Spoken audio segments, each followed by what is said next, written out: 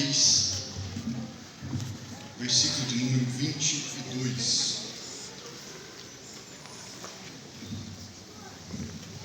Carta de Paulo aos Colossenses, capítulo de número 3, versículo de número 22. Diz assim: Vós servos, obedecei em tudo vosso Senhor, segundo a carne, não servindo só na aparência, como para agradar aos homens, mas em simplicidade de coração, temendo a Deus.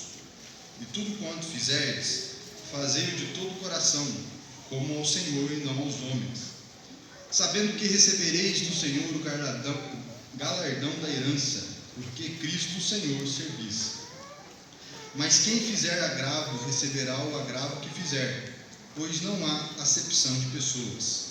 Capítulo 4. Vós, senhores, fazei o que for de justiça e equidade a vossos servos, sabendo que também tendes um Senhor no céu. Meus irmãos, Paulo, quando ele escreve essa carta aos irmãos da cidade de Colosso era uma cidade que estava em declínio. Já havia sido uma cidade muito importante economicamente, uma cidade que havia uma importância na região muito grande. Porém, por ela fazer parte de uma bacia próxima a um rio, ela era muito fértil.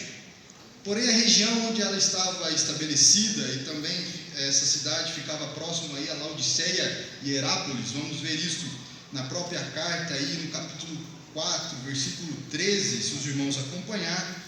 Paulo também ele cita os irmãos nessas duas cidades, então era uma cidade próxima. Porém, essas cidades eram situadas em uma região vulcânica e aproximadamente 60 anos depois de Cristo, essas cidades vieram a ser destruídas por conta dessa catástrofe natural. Porém, as outras duas cidades se reergueram e Colosso não conseguiu se reerguer.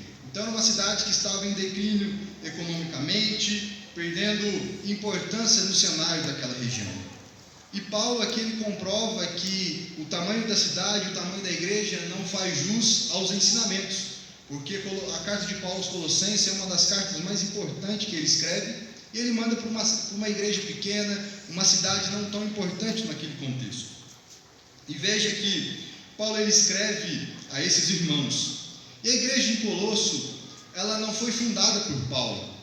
Alguns estudiosos dizem que ela foi fruto das pregações de Paulo em Éfeso. Vamos ver lá em Atos 19. E também em Atos 2, logo após o Pentecoste, onde os irmãos dessa cidade estavam lá. E quando aconteceu esse dia do Pentecoste, o cristianismo, o evangelho se difundiu às várias regiões e chegou até nessa cidade. Então, Paulo, ele é uma das suas poucas cartas, podemos dizer a única talvez, que ele instrui essa igreja, mas ele nunca foi presencialmente a essa igreja. Podemos ver, se os irmãos voltar por gentileza, aí no capítulo 1, no versículo 4, quando ele diz: Porquanto ouvimos da vossa fé em Cristo Jesus e do amor que tende para com todos os santos. Então Paulo ele ouvia, ele não tinha tido o privilégio de estar presencialmente com os irmãos, mas essa igreja respeitava muito Paulo, a sua autoridade eclesiástica, mesmo à distância. Então Paulo ele escreve essa carta com o seguinte propósito. Essa carta ela é escrita próximo à carta de Éfeso, quando Paulo escreve, e ambas as cartas foram escritas não direcionadas a alguém específico, mas direcionado à igreja, para que ela pudesse ser lida em voz alta perante a igreja. E Paulo ele escreve essa carta com o propósito de elogiar o crescimento espiritual dessa igreja. Ainda no capítulo 1, meus queridos, no versículo 3 em diante: graças damos a Deus, Pai nosso, do Senhor Jesus Cristo, orando sempre por vós. No 7, como aprendeste de Epáfras, o nosso amado conservo, para que vos é um fiel ministro. 6, que já chegou a vós também, como está em todo mundo, e já fosse frutificado, como também entre vós os dias em que ouviste e conhecesse a graça de Deus em verdade. Então Paulo aqui está elogiando o crescimento espiritual dos irmãos, uma igreja muito uma igreja muito instruída, uma igreja muito abençoada. E também ele vai alertar agora no capítulo 2 sobre as heresias que estavam em pauta naquela cidade, influenciando o contexto da igreja. Não vou ler por questão de tempo, mas os irmãos conseguem achar aí no capítulo 2, do versículo 8 até o 23. E no capítulo 3, onde nós lemos, Paulo dá continuidade, e nesse capítulo ele vai dizer aos irmãos as evidências da verdadeira conversão. Então, ele começa aqui dizendo, portanto, se já ressuscitaste com Cristo, buscai as coisas que são de cima, onde Cristo está sentado à destra do Pai, e assim por diante, se os irmãos acompanharem. Então, Paulo aqui ele está evidenciando, está dando ênfase às evidências de uma verdadeira conversão, ou seja, a salvação evidenciada por suas obras. Então, quando nós chegamos agora no versículo 18 desse mesmo capítulo, Paulo ele vai tratar desta evidência, dessa salvação, dessa conversão no âmbito familiar, quando ele diz, vós mulheres estáis sujeitos aos vossos próprios maridos, como convém no Senhor. Muitos acham que a Bíblia atende só para o lado das mulheres, mas não, para o lado dos homens também, os maridos. Quando ele diz aqui no 19, vós marido, amai as vossas mulheres e não vos irritei contra ela. Começa também orientando os filhos, aí no versículo 20, obedecei em tudo os vossos pais, porque isto é agradável ao Senhor. Orienta também os pais, vós pais não irritei aos vossos filhos, para que não percam o ânimo. Então Paulo ele entende aqui que para que uma sociedade seja bem sucedida, e isso reflita na igreja, o contexto familiar também precisa ser muito bem alicerçado, e essas evidências precisam ser mostradas dentro do próprio contexto familiar. Então Paulo ele começa a trazer esses ensinamentos para o âmbito da família, para o contexto familiar, porque quando nós encontramos uma sociedade bem sucedida, uma igreja bem estruturada, pode ter certeza que há famílias bem estruturadas e bem consolidadas. E Paulo entendia e via essa necessidade e importância nessa carta, nessa igreja a qual ele escreveu. E como a cidade ela estava num declínio econômico, e a igreja primitiva ela nasceu numa sociedade escravista, onde a escravidão era muito presente. Claro que a Bíblia não aprova isto, mas a sociedade colocava isto, de uma maneira muito comum, entre aspas, não uma escravidão igual nós conhecemos no Brasil, mas outros tipos de escravidão na região de Roma e aquele império. A igreja ela tinha muitos senhores e também muitos escravos dentro do contexto da igreja. Então Paulo ele vai advertir aqui essas duas classes sociais, tanto o servo também quanto o senhor, porque o evangelho é a coisa mais linda que existe, é porque ele coloca todo mundo na mesma faixa, independente da posição social. Porém, quando não é instruído de fato, começa a se misturar as coisas. O cristianismo iguala a todos, porém na sociedade nós precisamos reconhecer o nosso lugar. Então o que estava acontecendo? Muitos escravos estavam misturando as coisas com os seus senhores, porque chegavam dentro da igreja eles eram iguais, mas lá fora eles não eram. É a sociedade que nós vivemos, o capitalismo é isso. Nós precisamos entender isso, não é errado.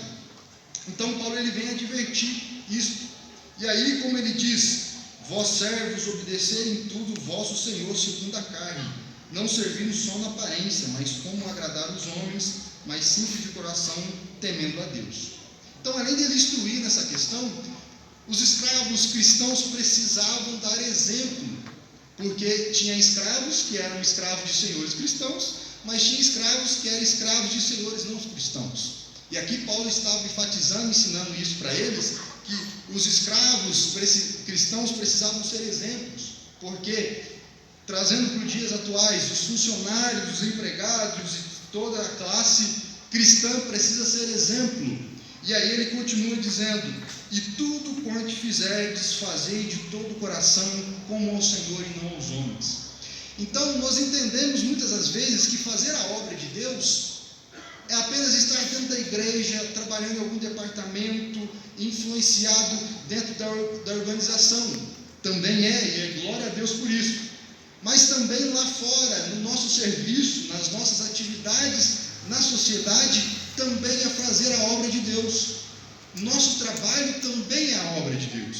Se estamos inseridos num contexto, o exemplo do irmão é um mecânico, ele está consertando o carro, ele está trabalhando para Deus. Aquilo ali é uma obra que ele está fazendo para o Senhor.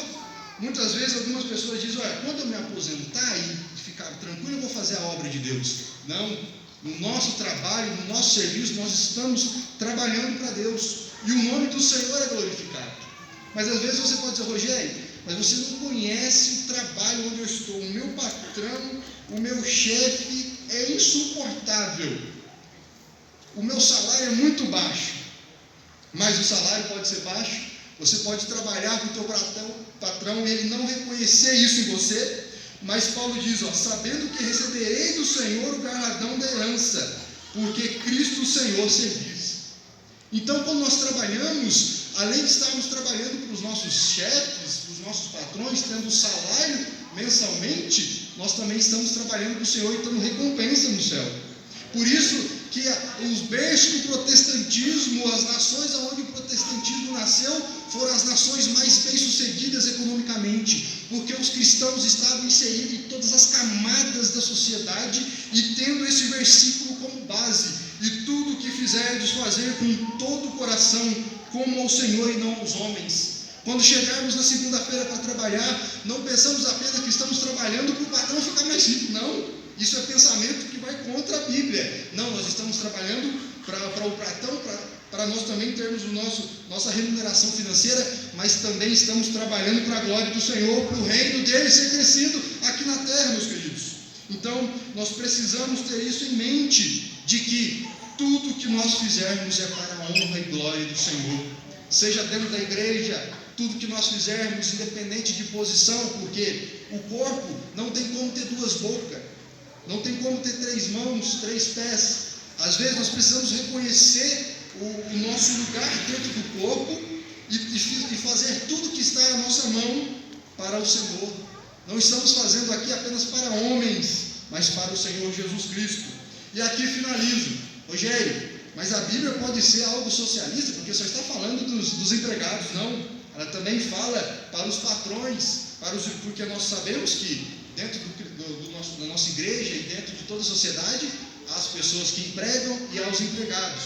E aí aqui ele finaliza no versículo 1 do capítulo 4, instruindo agora aos empregadores: vós, senhores, fazei o que for de justiça e equidade a vossos servos, sabendo que também tendes o Senhor no céu. Então, se algum irmão aqui tenha o privilégio de ser um empregador, tratai os vossos servos com justiça, porque nós sabemos que tende o Senhor no céu. Então, em toda classe social em que um cristão estiver inserido, seja ela qual for, seja como empregado, setor privado, setor público, jurídico, empregador, fazemos tudo que estiver à nossa mão, fazemos tudo para o Senhor e não para os homens, porque eu tenho certeza, queridos, que uma nação bem sucedida, uma nação bem próspera, não depende não depende apenas de quem nós iremos votar e escolher, mas depende da igreja que está atuante na nação, que está trabalhando e tendo isso quente no nosso coração, que todas as camadas que nós estivermos inseridos, nós estamos fazendo a obra do Senhor e o nome dele será glorificado. Amém? Deus abençoe os irmãos.